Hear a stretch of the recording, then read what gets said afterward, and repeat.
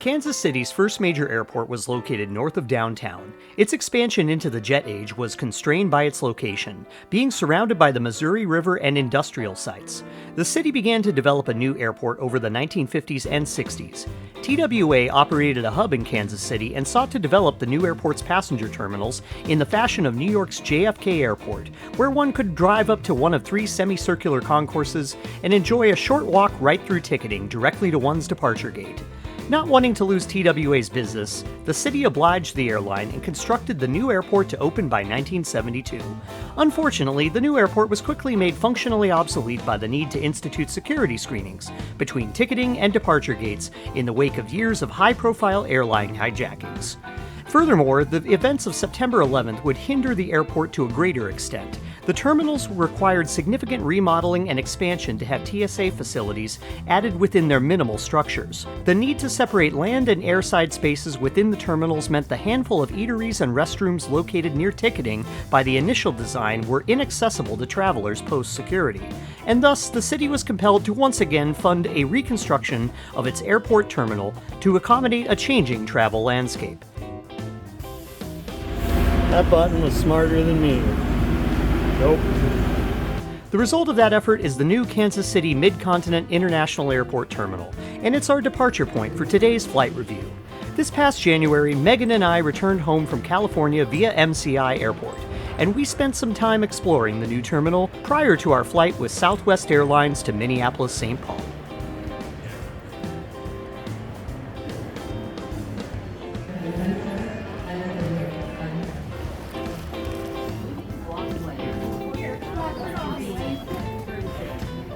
There is the old Terminal B. And this was built where Terminal A was.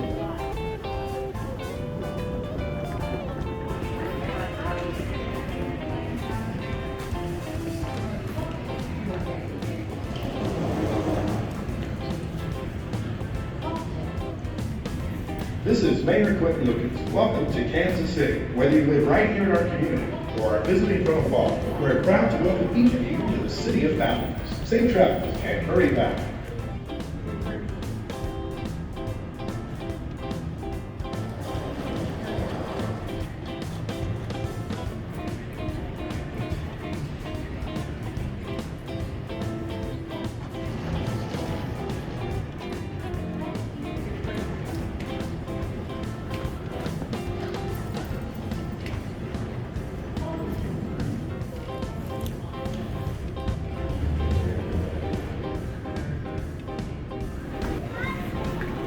Ah, the imposter city market. Yes, where you can't buy fruit.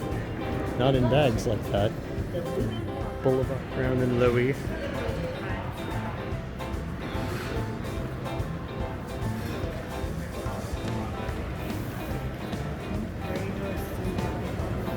Yes, the post-security sauce.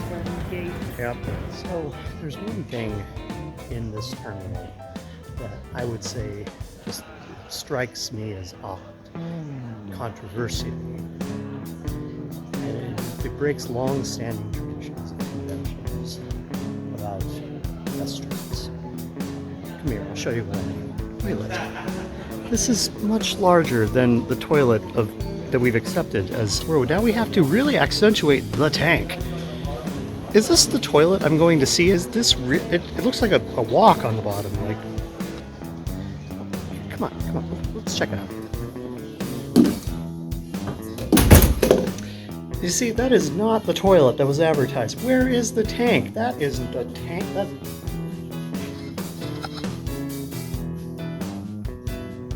Restroom signage revolutions aside, the new terminal looks great. There's an abundance of local artists' works adorning the gate areas, more food, drink, and gift-buying stores that can be visited in one trip, and an over-accentuated amount of space for passengers awaiting their flights.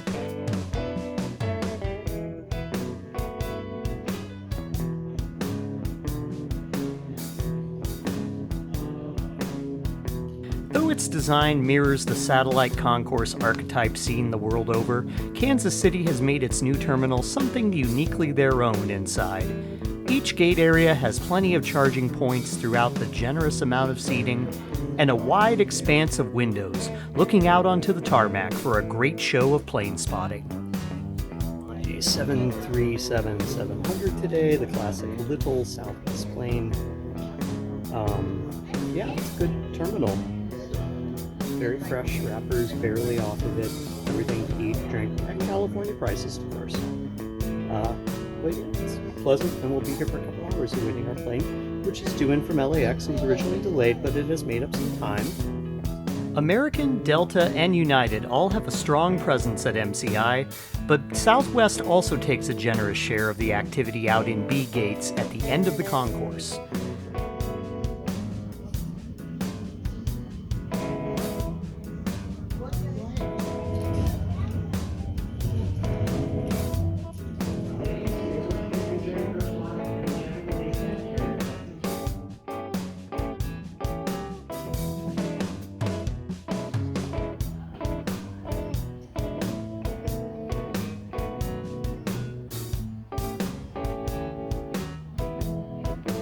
Seven 737s of all vintages in Southwest fleet are present.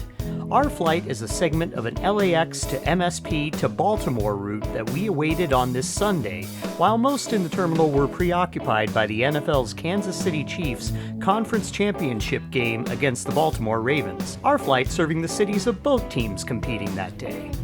Boarding would be via Southwest's typical numbered queue, giving way to first-come, first-served seating on board the over 2 decades old 737. Our last passenger has boarded. We'd like to welcome all of our passengers aboard Southwest Flight 17. It's actually the continuation of Flight 1732 on our way to Minneapolis. It's going to continue on to Baltimore. We got some Baltimore fans as we do Kansas City fans. Just be a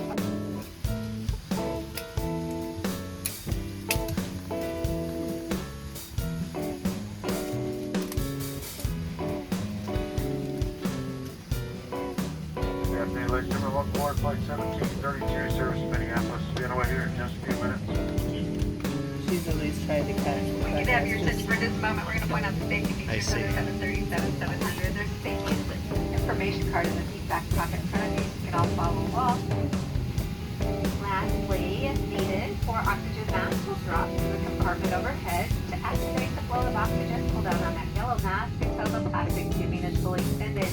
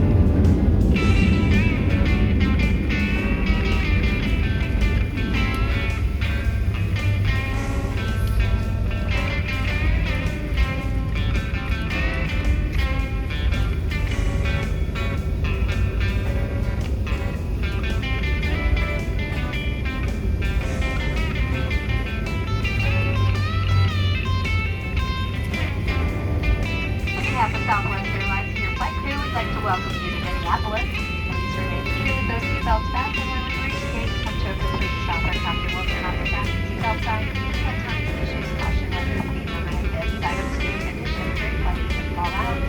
You may now use the cellular function or small portable electronic devices as long as they're within arm's reach. And keep all your other items carefully stowed until we come to a stop at the gate.